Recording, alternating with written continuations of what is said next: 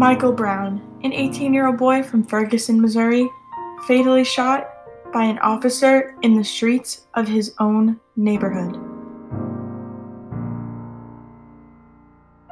When does it stop? When do we draw the line? When is enough actually enough?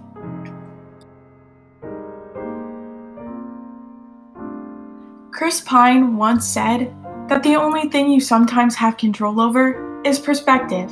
You don't have control over the situation, but you have a choice on how you view it, and that's what many did. The Michael Brown shooting positively impacted race relations around the U.S.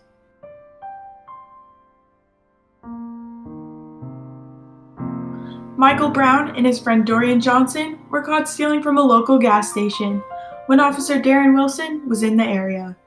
When approached, Johnson ran to hide while Brown approached the police vehicle and attempted to steal Wilson's handgun.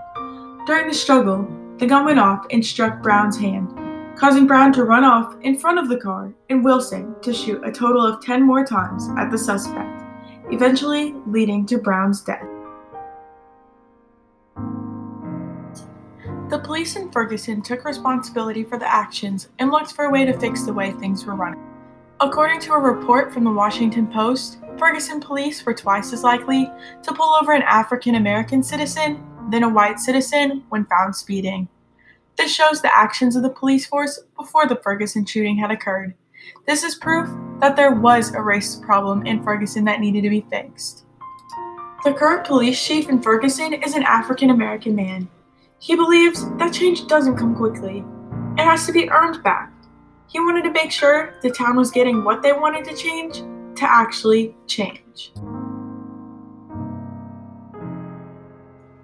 The town has inspired others to do something positive about race relations. Brown was the spark of the Black Lives Matter movement after pictures of his body lying in the street of his own neighborhood in Ferguson were spread quickly around Twitter. Once people around the USA noticed how poorly Brown was treated, they wanted to help and stand up for one another. They believed that no one else should be treated that terrible, and they created the Black Lives Matter movement that still exists to this day.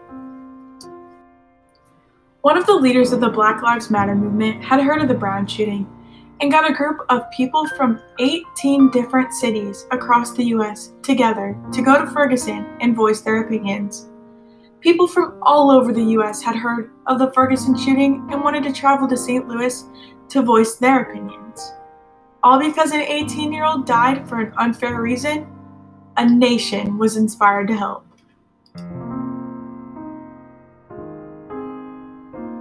Since the shooting in Ferguson, activists and organizers have been elected into office, including Cori Bush, a pastor and the co-director of the Truth Telling Project, a nonprofit that aims to eliminate racism by making local voices heard.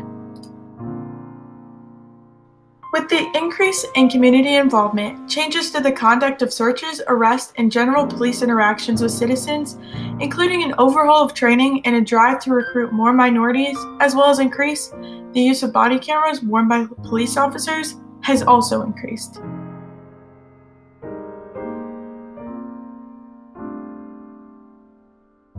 With the bettering of police policies, the spark of the Black Lives Matter movement, and the increase in community involvement, I think we can all agree that the Michael Brown shooting positively impacted race relations in the United States.